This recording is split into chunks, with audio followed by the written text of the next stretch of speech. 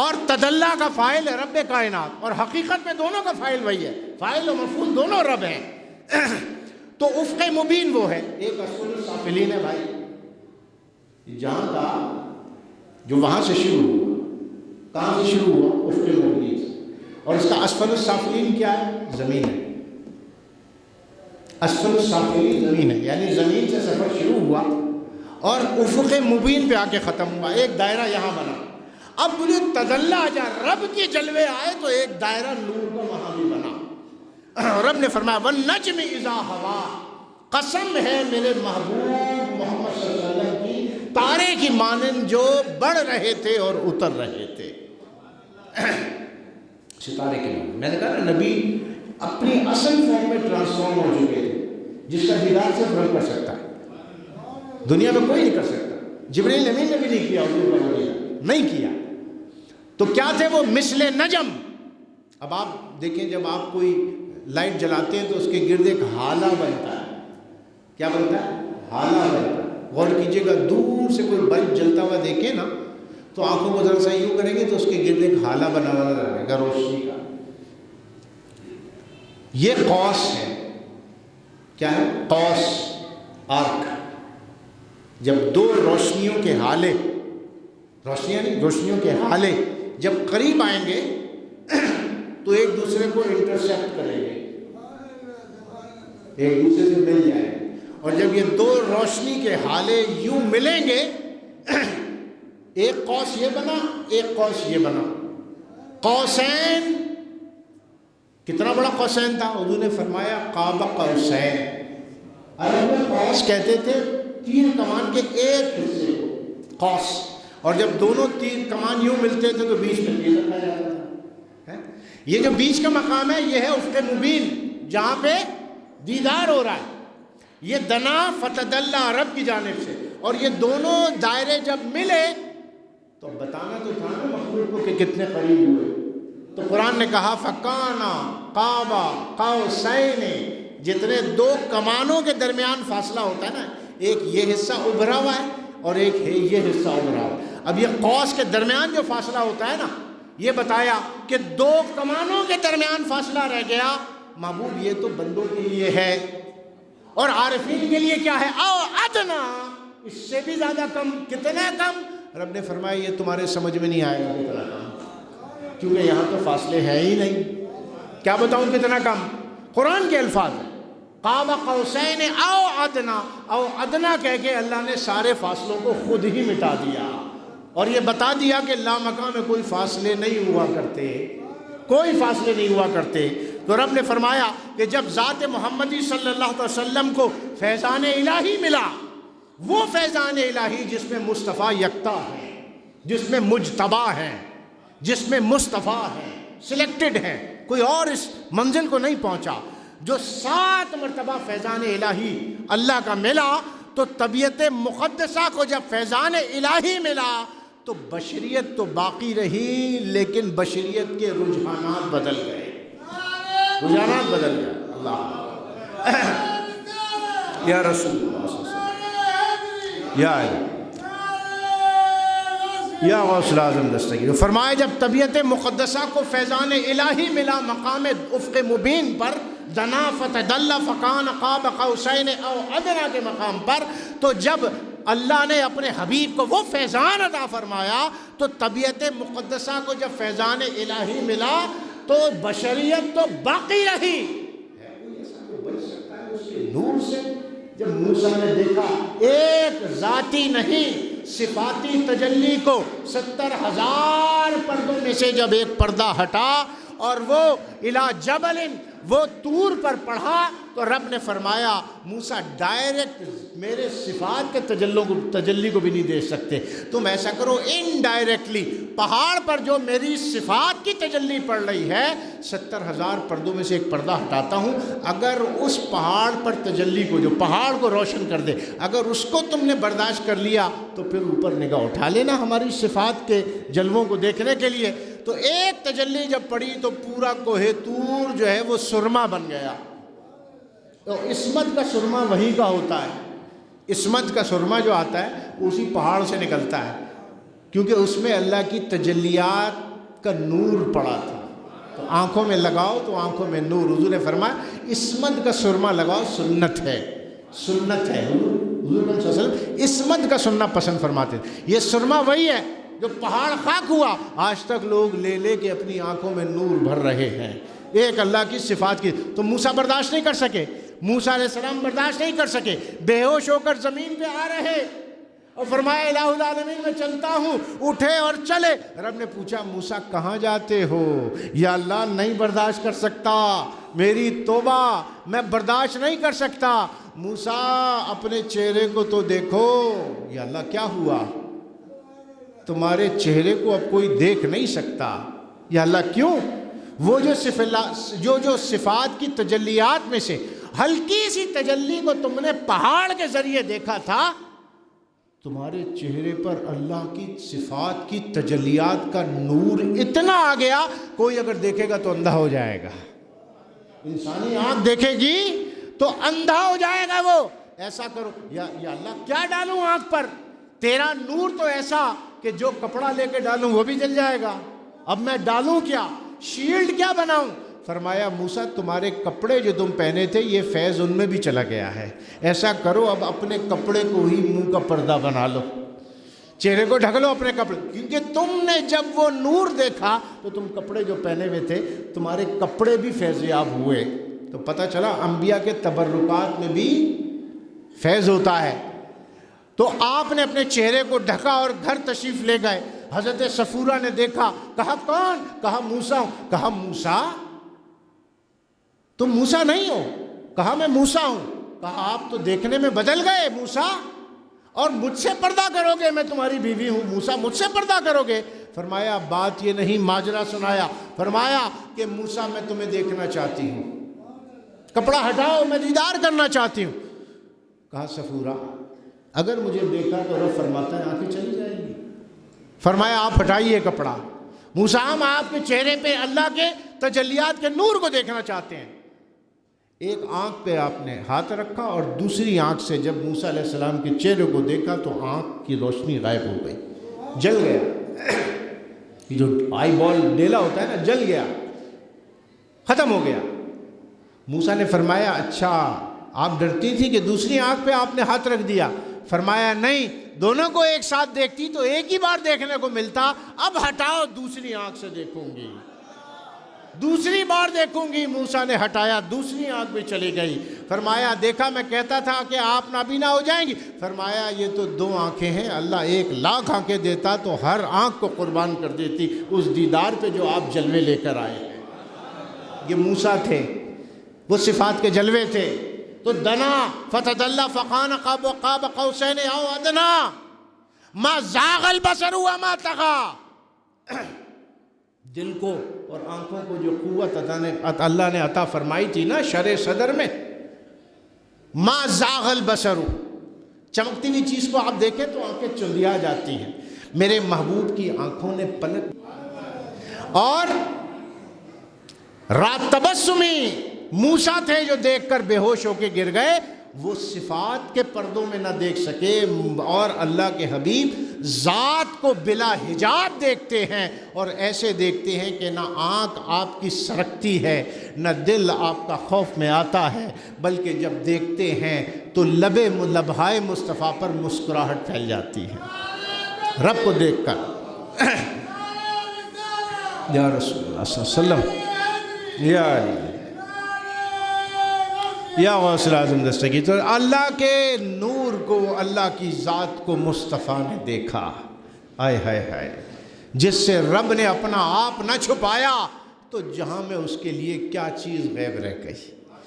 جس رب نے اپنے آپ کو نہ چھپایا اپنے حبیب سے اور دکھا دیا، اور نہ صرف دکھا دیا بلکہ جو فیضان الہی سے آپ کو فیضیاب فرمایا، تو جناب بشریت تو باقی رہی. کوئی آنکھ نہ جلی، کوئی چہرہ ایسا نہ ہوا کہ جب نیچے آئے تو کسی نے پہچانا نہیں، کوئی چہرہ ایسا نہ ہوا کہ جب نیچے آئے تو کسی نے چہرے کو دیکھا تو اس کی بصارت چلی گئی. کیوں؟ میرا محبوب سراپا رحمت ہے. رب کو دیکھ کر آئے اور کسی کو نقصان میرے حبیب کی ذات سے پہنچے نہیں ہو سکتا.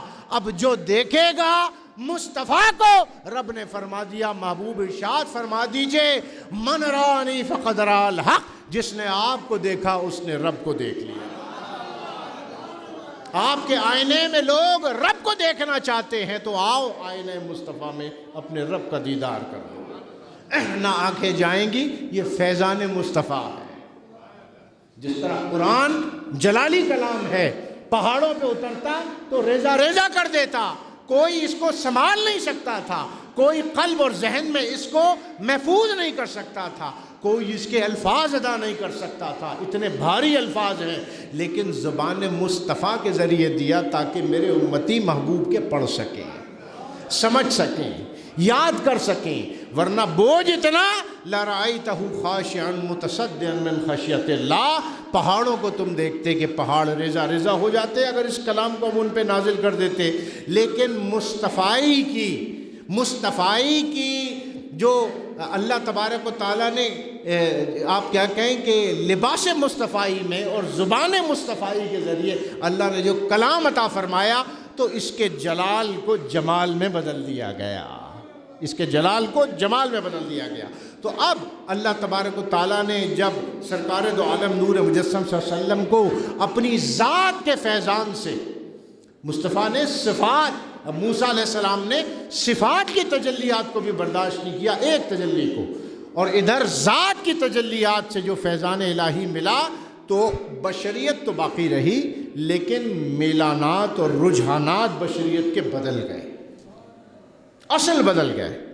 یہ کیونکہ آخری یوں سمجھیں وہ تھا جس کے بارے میں رب نے کہا تھا کہ ہم آپ کو اتنا عطا فرمائیں گے جس سے آپ راضی ہو جائیں گے، ذات مصطفیٰ کی تکمیل کا باب تھا یہ، اور کائنات کی بھی تخلیق کی تکمیل کا باب تھا۔ میرا موضوع وہ نہیں ہے، اس وجہ سے میں وہاں نہیں جا رہا۔ تو جب نفس محمدی صلی اللہ علیہ وسلم کو فیضان الہی ملا تو خصائل بدل گئے، جب قلب محمدی کو فیضان الہی ملا تو قلب کے اخلاق بدل گئے، جب روح محمدی کو فیضان الہی ملا تو روح کے انوار بدل گئے، جب مقام سر محمدی کو فیضان الہی ملا تو مقام سر کی کیفیات بدل گئیں، یعنی سر کہتے ہیں راز کو، اس راز کی ذات مصطفیٰ میں کیفیات بدل گئیں۔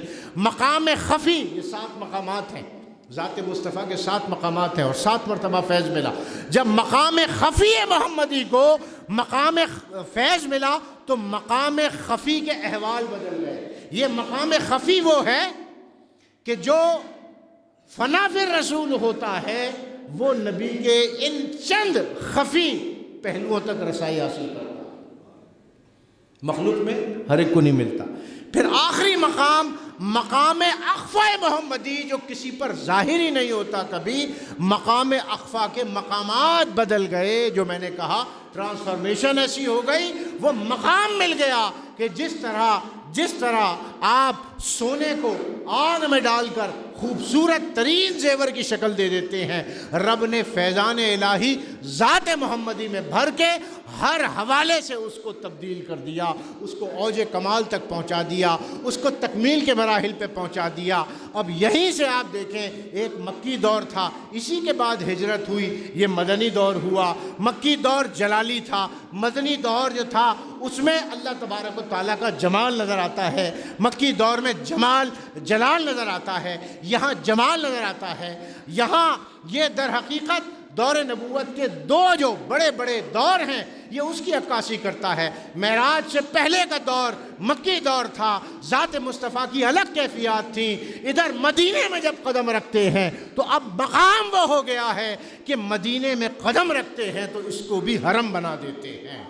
مدینے کی سرزمین جو بیماریوں کی ہے، جب اس خاک پر مصطفیٰ کے قدم پڑتے ہیں، وہ قدم جو عرش کو جنہوں نے چوما ہے، وہ قدم جو لامکاں میں گئے ہیں، وہ قدم جو آسمانوں کو جنہوں نے چوما ہے، آسمانوں نے جن قدموں کو چوما ہے، جب وہ قدم مدینے کی خاک پر پڑتے ہیں تو مدینے کی خاک شفا بن جاتی ہے۔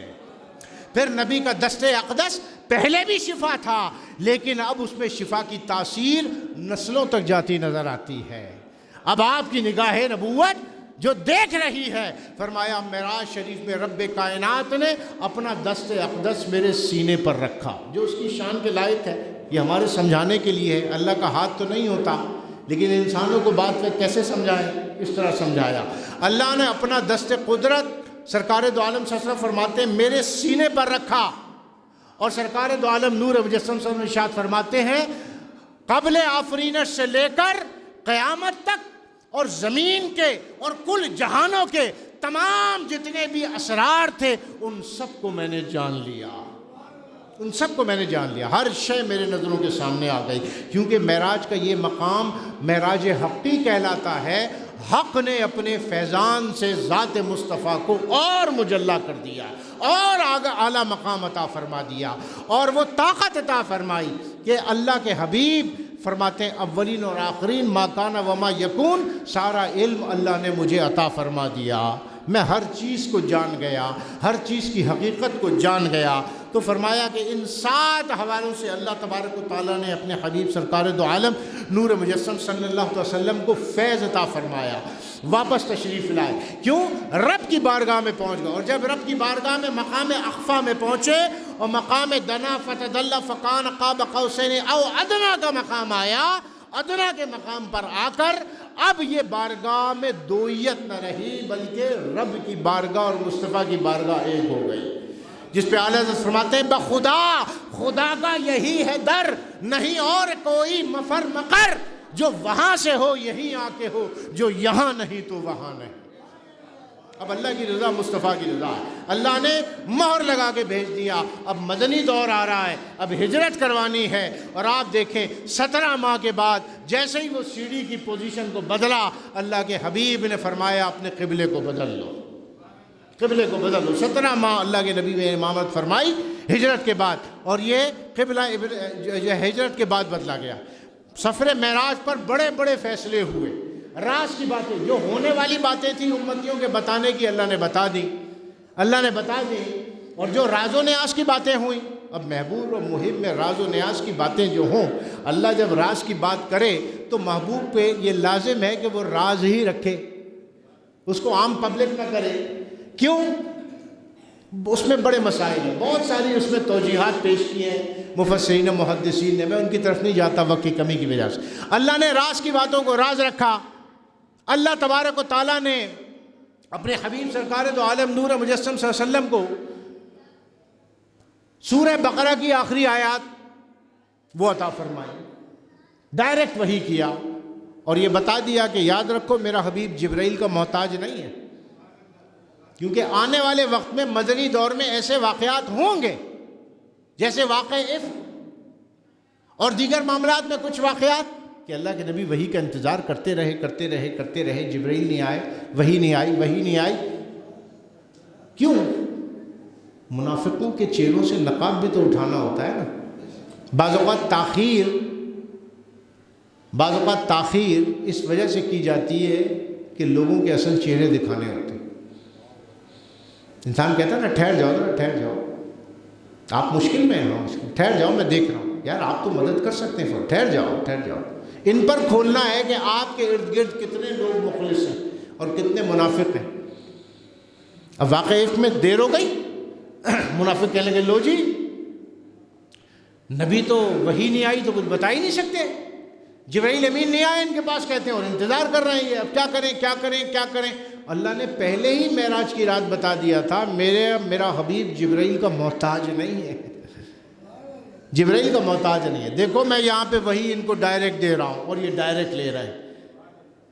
اللہ اور نبی کے درمیان، بالخصوص سرکار دو عالم نور مجسم صلی اللہ علیہ وسلم کے درمیان اگر جبرائیل امین ہیں تو خادم کی حیثیت سے ہیں. فرمایا یا رسول اللہ میں آپ کا خادم ہوں. اور حضور نے کیا فرمایا؟ میرے وزیر ہیں، 2 آسمانوں میں وزیر ہیں. تو بتاؤ بادشاہ بڑا ہوتا ہے وزیر بڑا ہوتا ہے؟ بادشاہ بڑا ہوتا ہے. تو جبرائیل امین خادم ہے. تو رب نے سورہ بقرہ کی آخری آیات عطا فرمائی، یہ امت کے لیے تھا، دے دیا. 50 نمازیں عطا فرمائی، امت کے لیے تھا، دے دیا. لیکن جو راز و نیاز کی باتیں تھیں، فَأَوْحَى عَلَىٰ عَبْدِهِ مَا أَوْحَى، قرآن کی زبان ہے. تو بس اللہ نے باتیں کی اپنے نبی سے جو اس کو کرنی تھی. نہ صحابہ نے پوچھا کیا باتیں کی، کیونکہ صحابہ بھی مقام مصطفیٰ کو جانتے ہیں. اور نہ اللہ کے نبی نے بتایا کہ اور کیا باتیں ہوں، جو باتیں بتانے کی تھیں وہ بتا دی، اور قرآن نے بھی یہیں پہ روکا۔ فَأَوْحَىٰ عَلَىٰ عَبْدِهِ مَا أَوْحَىٰ، اور اللہ نے اپنے بندے پر جو وحی کی جو اس کو کرنا تھی وہ حضور کی، اور اللہ تبارک و تعالیٰ کی راز و نیاز کی کیا باتیں ہوئیں ہمیں کیا پتہ، آنے والے کتنے جہانوں کی پلاننگ آگے بتائی گئی۔ میرا تخیل جو ہے وہ کچھ اور ہوتا ہے۔ جنت کی سیر کرائی، دوزخ کی سیر کرائی، کل جہانوں کے تمام حدود اربع کو نبی کو دکھا دیا گیا۔ اب یہ مصطفیٰ، وہ ادریس تھے جو جنت میں جا کے واپس نہیں آئے، اور یہ مصطفیٰ ہیں جو رب کے پاس بھی جا کر واپس تشریف لے آئے۔ کتنا بڑا مقام ہے مصطفیٰ صلی اللہ علیہ وسلم کا، کہ جو ایک بار رب کو دیکھ لے پھر کیا اسے زندگی یاد رہے گی۔ وقت نہیں حکایات پیش کرتا آپ کی خدمت میں کہ رب کی اگر قطرے کے برابر بھی معرفت مل جائے تو انسان کسی کو پہچان نہیں بھول جاتا ہے، نہ اپنا آپ یاد رہتا ہے، نہ اپنے ماں باپ، نہ اپنے بیوی بچے، کچھ یاد نہیں رہتے، کھو جاتا ہے اللہ کے اس میں۔ یہ مصطفیٰ کا مقام ہے کہ آپ اللہ کی بارگاہ سے ہو کر اللہ کے دیدار کر کے، جنت تو کوئی چیز ہی نہیں ہے مصطفیٰ کے لیے، جنت تو مصطفیٰ کے حسن کا پرتو ہے۔ جنت کیا مصطفیٰ کو امپریس کرے گی، جنت نے تو خود حسن ذات مصطفیٰ سے مستعار لیا ہے۔ جنت نے تو اپنی زلفوں کو زلف مصطفیٰ سے سنوارا ہے جناب، اور حسن مصطفیٰ کا دھون ہے یہ جنت، تو جنت کیا متاثر کرے گی۔ وہ تھے ادریس جن کو جنت نے امپریس کیا، اور یہ ہے مصطفیٰ جن سے جنت امپریس ہو جاتی ہے، کیونکہ آپ ہی کی تخلیق ہے، آپ ہی کے نور سے رب نے بنایا۔ جنت دیکھی، جنتیوں کے احوال دیکھے، دوزخ دیکھی، دوزخیوں پہ ہونے والے عذابات دیکھے، اور جو عذاب دیکھے وہ ایک ایک عذاب بتایا۔ غیبت، چغلی، سود خور، بے حیائی، ایسے عالم جو زبان سے باتیں کرے اور بد عمل دین کو بیچیں، ان کی زبانیں قینچیوں سے کاٹی جا رہی تھی۔ جبرائیل امین رپورٹ دیتے جا رہے تھے ایک ایک پر جو عذاب ہو رہے ہیں۔ سنا یہ وہ ہیں جو دنیا میں اپنے آپ کو عالم کہتے تھے، اور دنیا کو تو دین کی بات بتاتے تھے اور خود بے دینی کے اوپر تھے، خود حرام مال کھاتے تھے، دین کو بیچتے تھے۔ ان کا یہ حال ہے، یہ سود خور ہے، ان کے پیٹ پھٹ رہے ہیں، ان سے کیڑے نکل رہے ہیں، بار بار پھٹ رہے ہیں۔ چغل خور، جھوٹ بولنے والا، بے حیائی و فحاشی کرنے والا، عورتوں پر عذاب۔ اللہ کے نبی نے فرمایا میں نے دوزخ میں کثرت عورتوں کی دیکھی، عذاب کو دیکھا اللہ کے نبی نے۔ اب سوال ہوتا ہے قیامت تو ہوئی نہیں ہے، عذاب کو کیسے دیکھا؟ دو پاسبلٹیز ہیں جو میں پچھلے سال بھی بتائی تھیں آپ کو۔ ایک تو یہ کہ اللہ کے نبی کو اللہ نے وہ طاقت دی، اور اللہ تبارک و تعالیٰ نے قیامت میں جو ہونے والا ہے نبی اس کو پہلے سے ہی دیکھ رہا ہے۔ شان مصطفیٰ بالکل ہے۔ دوسری پاسبلٹی دین سے تعلق نہیں ہے، اس کا ریسرچ سے اور ایک تخیل سے تعلق ہے۔ نہیں اچھی لگے مجھے واپس دے دیں، ریجیکٹ کر دیں۔ وہ دنیایں جو ختم ہو گئیں، وہ سیارے جہاں کبھی دنیا تھی اور وہاں قیامت آ گئی، وہ لوگ ختم ہو گئے، جیسے مریخ کے بارے میں کہا جاتا ہے، اور بھی بہت سے سیاروں کے بارے میں کہا جاتا ہے کہ یہاں لگتا ہے زندگی تھی کبھی، وہاں قیامت آئی، ختم ہوا، ان کا حساب کتاب ہوا، وہ دوزخیوں میں عذاب جھیل رہے ہیں، اور وہاں کے جنتی لوگ جنت کے معاملات میں اللہ کے نبی نے ان کو دیکھا۔ یہ بھی ہو سکتا ہے کہ ان دنیاؤں کی ہونے والی قیامتوں پر جو حساب کتاب ہوا، اللہ کے نبی ان لوگوں کو دیکھ رہے ہوں اور بتا رہے ہوں دیکھو غیبت کرنے والوں کو میں نے دیکھا ہے کہ جہنم میں ان پر یہ عذاب ہو رہا تھا، نیک عمل کرنے والوں کو میں نے دیکھا ہے کہ اللہ نے ان کو کیا جزا عطا فرمائی، جنت کی نہروں کو دیکھا، آپ کو حوض کوثر کو دکھایا گیا۔ اللہ کے نبی فرمایا یا رسول اللہ یہ حوض کوثر رب نے آپ کو عطا فرمائی ہے، جس کے کنارے یاقوت سے، جس کے کنارے زمرد سے ہیں، اور وہاں پہ موتیوں کا ڈھیر ہے، اس میں بہنا والا پانی دودھ سے زیادہ سفید، شہد سے زیادہ میٹھا اور برف سے زیادہ ٹھنڈا ہے، جو ایک مرتبہ آپ کے دست اقدس سے اس کو پیے گا اس کو کبھی پیاس نہیں لگے گی۔ سارے مقامات دکھائے گئے، سارے مقامات دکھائے گئے۔ اللہ کے نبی نے وہ تمام معاملات کو ملاحظہ فرمایا۔ 50 نمازیں دیں اللہ تبارک و تعالیٰ نے، اور فرمایا محبوب آپ کی امت کے لیے تحفہ ہے۔ اب جو نماز نہیں پڑھتا سمجھے اللہ کے تحفے کو، اللہ کے نبی کے دیے تحفے کو ریجیکٹ کرتا ہے، ناراض کرتا ہے۔ اللہ کے نبی نے ارشاد فرمایا الصلاۃ عماد الدین، نماز دین کا ستون ہے۔ الصلاۃ قرۃ عینی، نماز میری آنکھوں کی ٹھنڈک ہے، نماز میری آنکھوں کی ٹھنڈک ہے۔ تو فرمایا کہ الصلاۃ معراج المومنین، کتنی بڑی بات ہے کہ معراج کی رات اللہ نے میرے امتیوں کو نماز کا تحفہ دیا، اور اللہ کے حبیب نے ارشاد فرمایا کہ نماز مومنین کی معراج ہے۔ میری معراج یہ کہ میں خدا تک پہنچا، میرے امتی تیری معراج یہ کہ نماز کے ذریعے تو مجھ تک پہنچ جائے۔ نبی کو یاد کرو،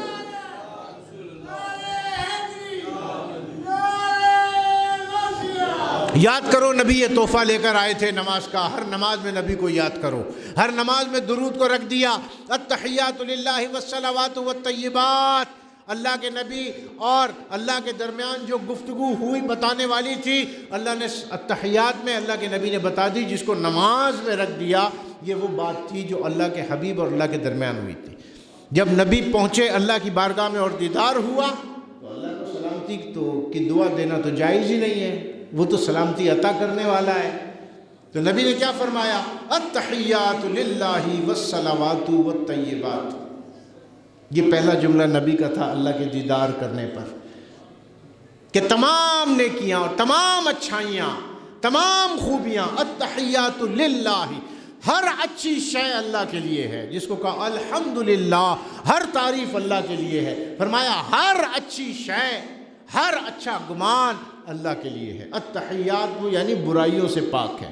جب رب نے انٹروڈیوس کروایا معراج کو تو فرمایا سبحان الذی، پاک ہے وہ ذات۔ جب مصطفیٰ نے رب کا دیدار کیا تو فرمایا ہر اچھی چیز میرے رب کے لیے ہے، پاک ہے وہ ذات ہر برائی سے۔ اور التحیات للہ والصلوات والطیبات، اور جتنی ہماری عبادتیں ہیں اور جتنی نیکیاں ہیں سب اللہ کے لیے، سب اللہ کی خاطر ہیں۔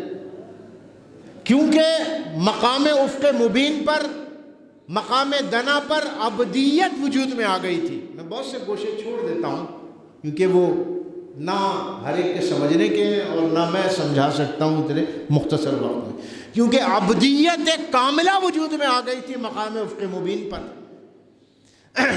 تو فرمایا کہ جتنی نیکیاں سب میرے رب کے لیے ہیں، اور نبی نے عاجزی کا اظہار فرما رہے تھے۔ شان عبدیت کا کمال تھا کہ اللہ کا دیدار کر کے نبی میں کوئی تکبر نہیں تھا، اللہ کا دیدار کر کے نبی میں کوئی یہ چیز نہیں تھی کہ میں ہی ہوں جو اللہ کا دیدار کر رہا ہوں، حالانکہ وہ تھے کہ کوئی اللہ کا دیدار نہیں کر سکتا، رب نے مجھے کروایا۔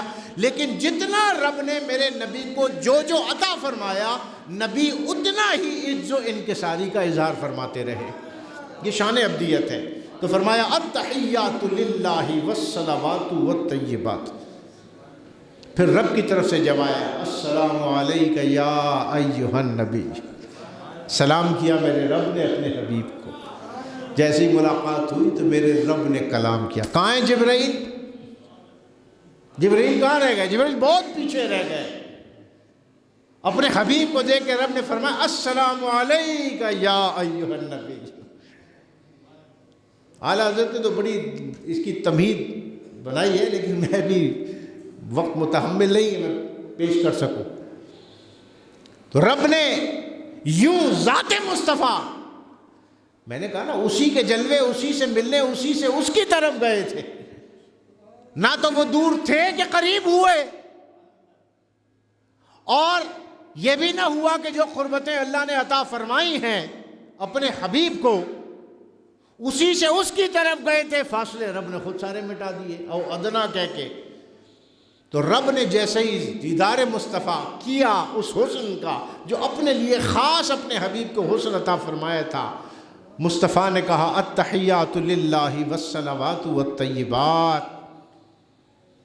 تو رب نے فرمایا السلام علیک یا ایھا النبی، محبوب سلامتی ہو آپ کے رب کی طرف سے، آپ سلامتی ہو آپ پر۔ ڈائریکٹ رب فرما رہا ہے سلامتی ہو اللہ۔ کل من علیہا فان، اس زمین پہ ہر ایک کو فنا ہے، بتاؤ جس ذات کو رب کہہ دے کہ تجھے سلامتی ہو، اس کو فنا کیسے ہو سکتی ہے؟ وہ تو بقا ہی بقا ہے۔ کل من علیہا فان، اس زمین پہ ہر ایک کو فنا ہے، لیکن جس کو رب شب معراج فرما دے السلام علیک یا ایھا النبی، محبوب سلامتی ہو، تو بتاؤ ہر چیز کو فنا ہے جو بقا والا ہے، جو ایسے قدم لے کے آیا ہے کہ مدینے میں داخل ہو تو حرم بنا دے۔ وہ ادریس جو جنت دیکھنے جنت گئے تھے، اللہ کے نبی نے اپنے ممبر سے گھر کے ٹکڑے کو اپنے پیر سے جنت بنا دی۔ آؤ امتیوں، ادریس جنت گئے تھے، آؤ میرے گھر اور میرے ممبر کے درمیان جو آ کے بیٹھ گیا، میری بنائی ہوئی جنت میں آ کے بیٹھ گیا۔ ایسا حبیب رب کا، تو رب فرماتا السلام علیک ایھا النبی والسلام علیکم۔ پھر اللہ کے نبی کی گفتگو آگے بڑھی، اپنے نہیں، صالحین پر سلامتی ہو۔ فرشتوں نے کہا، یہ گفتگو اللہ نے نماز میں رکھ دی، اور یہ گفتگو کرتے وقت نبی کریم صلی اللہ تعالیٰ علیہ وآلہ وسلم کا خیال آئے گا نہیں آئے گا؟ بتاؤ، آئے گا؟ کیسا مولوی ہے جو کہتا ہے نبی کا خیال نماز میں آ جائے تو نماز ٹوٹ جاتی ہے؟ پتہ نہیں کس قماش کے مولوی آج کل پروڈیوس ہو رہے، سمجھ میں نہیں آتا کہ میرے بھائی جس نے تحفہ دیا وہ نبی ہے، جس کی وہ نماز ہے، جس کی گفتگو ہے وہ رب نے نماز میں داخل کر دی کہ میرے اور حبیب کے درمیان جو گفتگو، ہر نماز میں میرے نبی کو یاد کرو کہ اس کے وسیلے سے تمہیں نماز ملی ہے۔ ہر نماز میں میرے نبی کو یاد کرو کہ نماز کا طریقہ میرے حبیب کی ادائیں ہیں۔ تو نماز در حقیقت یاد مصطفیٰ بھی ہے، یاد خدا۔ اور کیا مقام اللہ نے عطا فرما دیا اس رات، یہ مقام عطا فرما دیا، اذا ذکرت ذکرت معی، محبوب آج کے بعد جہاں میرا ذکر ہوگا وہاں تیرا بھی ذکر ہوگا۔ چاہے نماز ہو، چاہے روزہ ہو، چاہے حج ہو، چاہے زکوٰۃ ہو، چاہے قرآن ہو، جہاں میرا نام لیا جائے گا وہاں تیرا نام لیا جائے گا۔ اذا ذکرت ذکرت معی، محبوب جہاں آپ کا ذکر ہو میرا نہ ہو وہ بھی غلط، جہاں میرا ذکر ہو آپ کا نہ ہو وہ بھی غلط۔ تو رب نے فرمایا کہ اس گفتگو کو نماز میں رکھ دو، تاکہ ہر امتی جب یہ گفتگو سنے تو نبی کا خیال آ جائے۔ یہ رب اور نبی کی یہ قربتیں ہیں، رب اور نبی کا یہ قرب ہے، یہ فیض ہے، اور اللہ نے ہر امتی کو نماز اس وجہ سے دی تاکہ احسان فراموش نہ بننا میرے نبی کی۔ بیچ میں سے سب کچھ لے کے کہو اللہ دیتا ہے، اللہ دیتا ہے، اور جس کے ذریعے بھجوایا اس کو تو کفران نعمت نہ کر سکو۔ ہر عبادت کو نبی کے لباس بشری اور ادائے مصطفی میں لپیٹ کر دیا ہے اللہ نے۔ کوئی ایک عبادت بتا دو جو نبی کی سنت نہ ہو، ہے کوئی ایسی عبادت؟ کر کے دکھاؤ کوئی ایسی عبادت جہاں نبی کی ادا نہ ہو اور وہ عبادت ہو جائے، کوئی نہیں۔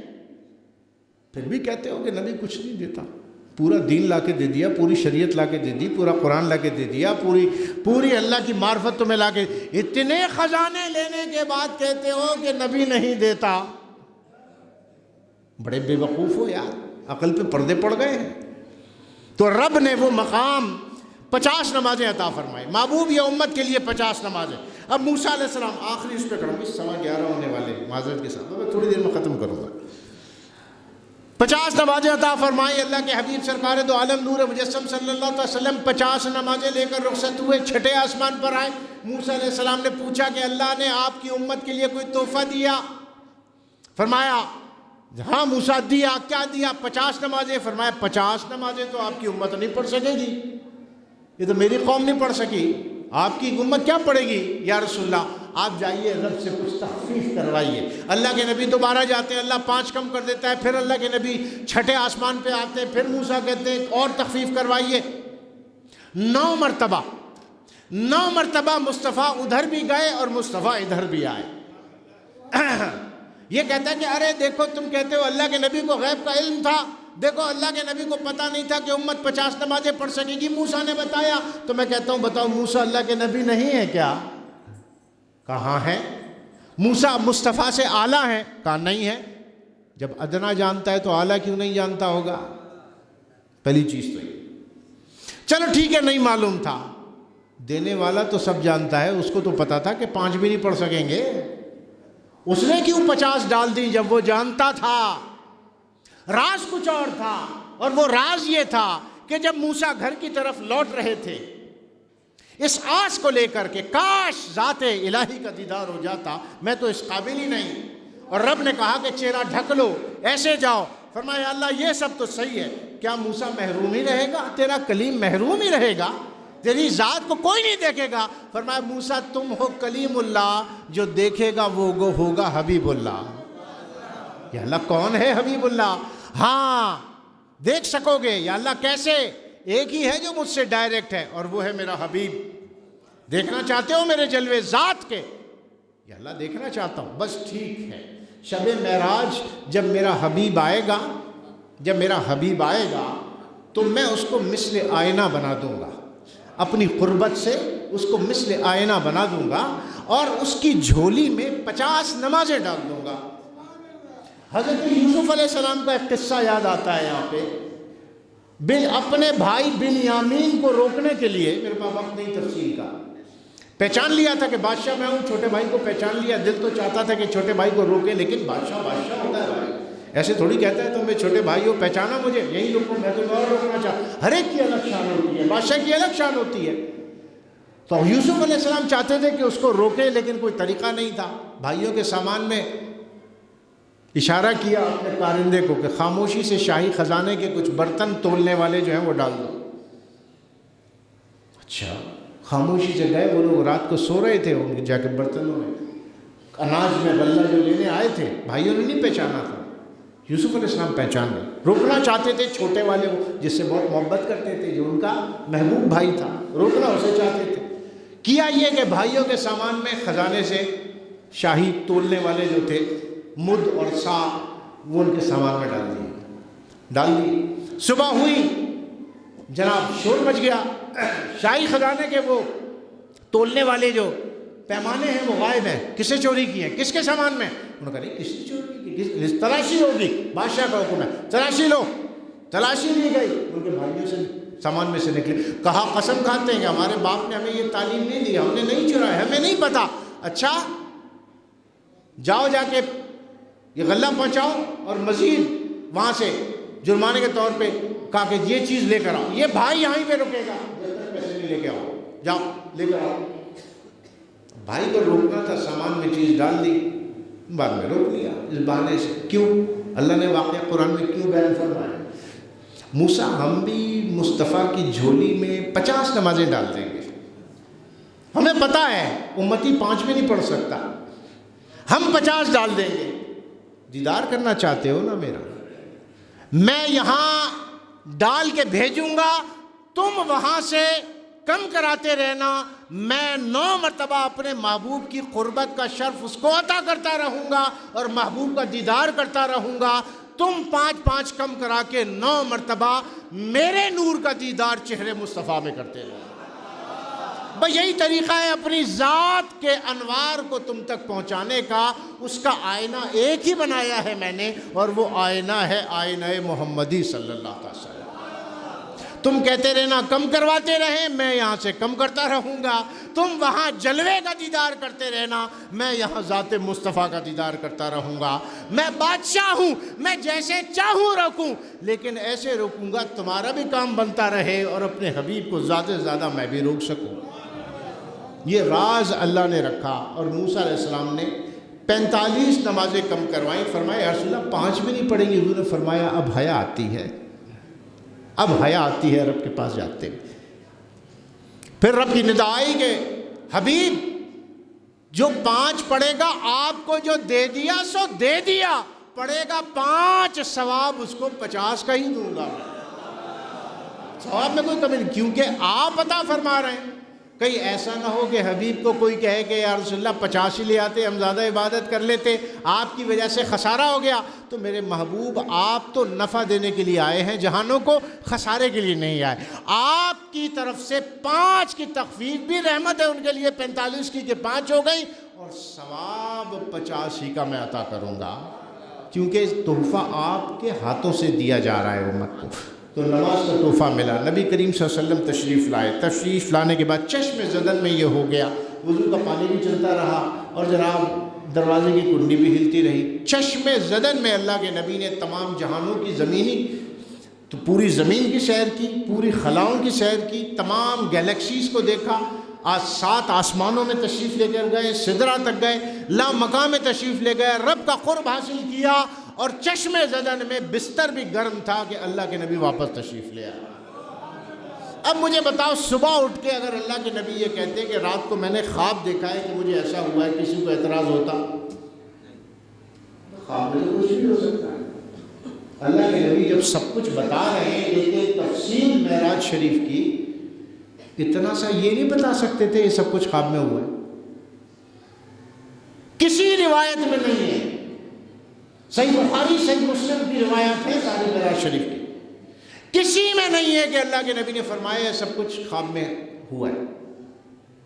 نہیں فرمایا. فرمایا مجھے لے جایا بیت المقدس گئے, وہاں سے آسمانوں پہ گئے, وہاں سے سدرہ تک پہنچے, وہاں سے لامقام میں پہنچے, پھر یہ معاملات ہوئے, پھر واپس آئے, پھر فلسطین سے دوبارہ مسجد الحرام میں آیا اور آ کے میں سو گیا. رات کا کافی حصہ باقی تھا, سو گیا. اللہ کے نبی نے صبح جب اٹھے تو اللہ کے نبی نے مطلع فرمایا کہ اللہ نے رات کو مجھے معراج عطا فرمائی.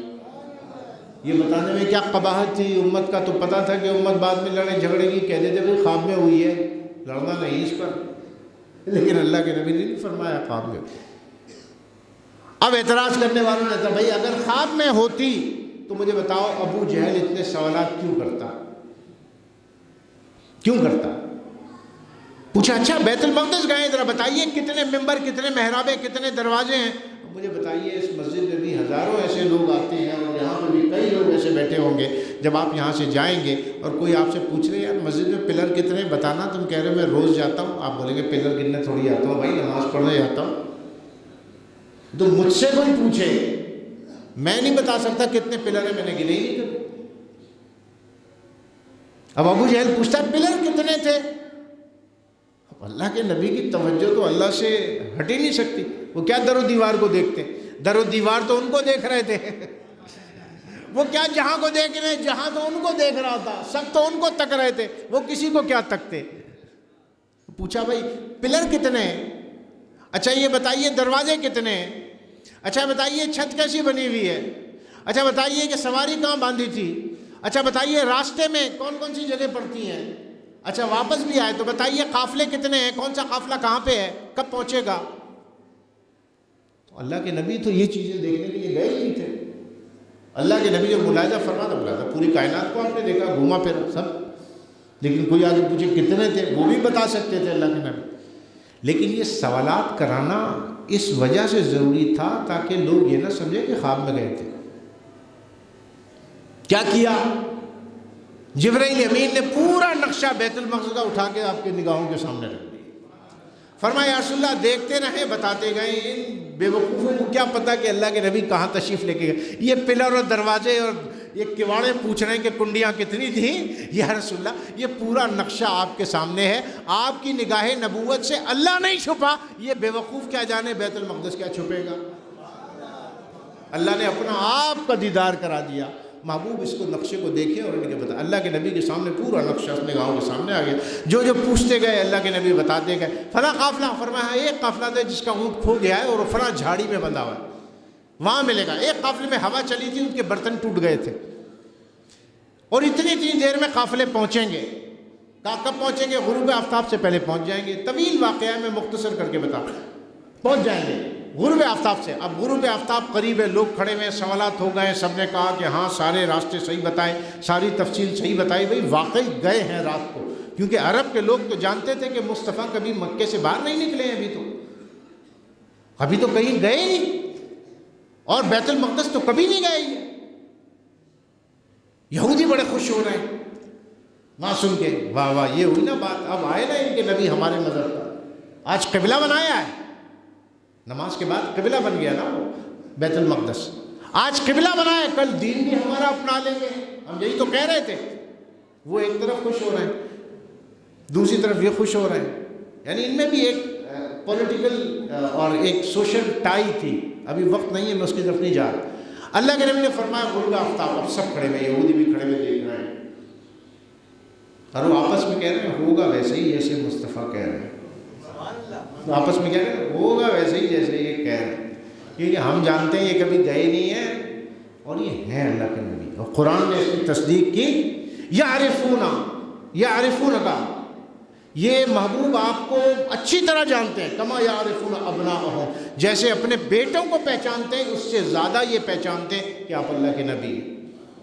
وہ آپس میں خسر پھسر کر رہے ہیں کہ دیکھو آج کیا ہوتا ہے، ابو جہل کا، عتبہ کا، شیبہ کا، آج ان کی مٹی پلیت ہو جائے گی، یہ جیسے کہہ رہے ہیں ویسے ہی ہو جائے گا۔ اب سورج غروب کے قریب تھا اور صحابہ کرام گھبرا رہے تھے کہ سورج غروب ہو گیا اور قافلہ نہیں پہنچا تو کیا ہوگا، لوگ کہیں گے کہ مصطفیٰ صلی اللہ علیہ وسلم نے جھوٹ بولا، اور پہلے صحابہ تو گواہی دے چکے تھے، اور سب سے پہلے ابو بکر تھے، دوڑا ابو جہل جن کے پاس گیا اور کہا کہ دیکھو تمہارے مصطفیٰ نے کیا اعلان کر دیا، راتوں رات آسمانوں پہ چلے گئے، راتوں رات بیت المقدس چلے گئے، بھلا بتاؤ یہ ممکن ہے؟ کہا کس نے کہا؟ کہا تمہارے نبی نے کہا، جن کو تم نبی مانتے ہو۔ کہا ہاں ہے،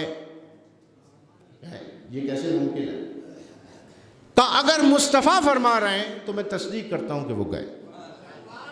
اسی کے بعد آپ کو صدیق کا لقب ملا، اور اسی صداقت پر صحابہ کرام نے کہا جو اللہ کے نبی اور صدیق اکبر فرما رہے تھے ایسے ہی ہوا ہے۔ ادھر سورج غروب ہونے کے قریب صحابہ گھبرا گئے۔ اب رب کائنات نے جبرائیل امین کو بھیجا، جبرائیل امین کو بھیجا، یا رسول اللہ رب فرما رہا ہے کہ آپ اپنے اصحاب کو بتا دیں کہ پریشان نہ ہو، جب تک قافلے نہیں آئیں گے سورج آپ کی خدمت میں کھڑا رہے گا، یہ غروب نہیں ہوگا۔ میرے مصطفیٰ کا قول قول فصل، پکا قول ہے، جو کہہ دیا سو کہہ دیا، غروب سے پہلے آئیں گے، وقت کتنا گزر جائے سورج وہیں پہ اٹکا رہے گا۔ اب وہ پتھر اٹھا کے یوں کر کے دیکھے، یوں پتھر اٹھا کے دیکھے، اور دیکھا جاتا تھا وقت کو سائے سے، وہ پتھر اٹھا کے ہتھیلی میں ڈالتے ہیں کہ اس کا سایہ کہاں جا رہا ہے، کتنی دیر رہ گئی، بار بار پتھر اٹھا کے دیکھے کہ سورج غروب نہیں ہو رہا۔ وہ قافلہ لیٹ ہو گیا، راستے میں ان کے اونٹ کچھ زخمی ہو گئے، سامان کھو گیا تھا، ڈھونڈنے میں ٹائم لگا، اونٹ کہیں پھنسا ہوا تھا اس کو ڈھونڈنے میں ٹائم لگا، قافلہ لیٹ ہو گیا۔ قافلہ تو لیٹ ہو گیا لیکن اللہ کے حکم نافذ رہا، محمد صلی اللہ علیہ وسلم کا قول سچا رہا، سورج غروب نہیں ہوا۔ اور جیسے ہی قافلے کے لوگ اوپر چڑھے ہوئے انتظار کرتے، لوگوں نے آواز لگائی آ رہا ہے کوئی قافلہ آ رہا ہے، اور یہاں صحابہ کرام نے نعرہ لگایا، نعرہ تکبیر، فرمایا نعرہ رسالت، فرمایا نبی سچا ہے ہمارا، دیکھو قافلے آ گئے ہیں۔ اب سب اپنا سب منہ لے کے رہ گئے، ارے یہ کیا ہو گیا؟ اب جب قافلے آئے تو ان سے پوچھا، اچھا یہ بتایا تھا، بتاؤ تمہارا کیا ہوا سے سامان گر گیا؟ ہاں برتن ٹوٹ گئے تھے، رات بڑی تیز آندھی آئی تھی۔ کیا تمہارا اونٹ کھو گیا؟ ہاں اونٹ کھو گیا تھا۔ کہاں بندھا تھا؟ فلاں جگہ ملا۔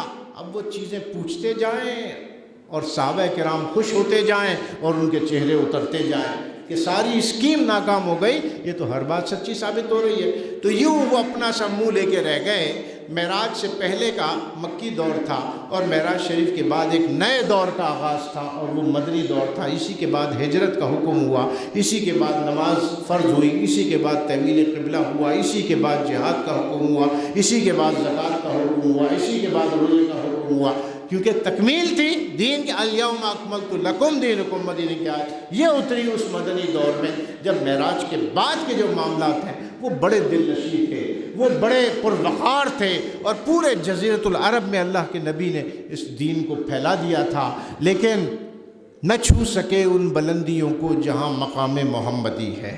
رب نے جو اپنے حبیب کو مقام عطا فرمایا تھا اس تک کوئی نہیں پہنچ سکا۔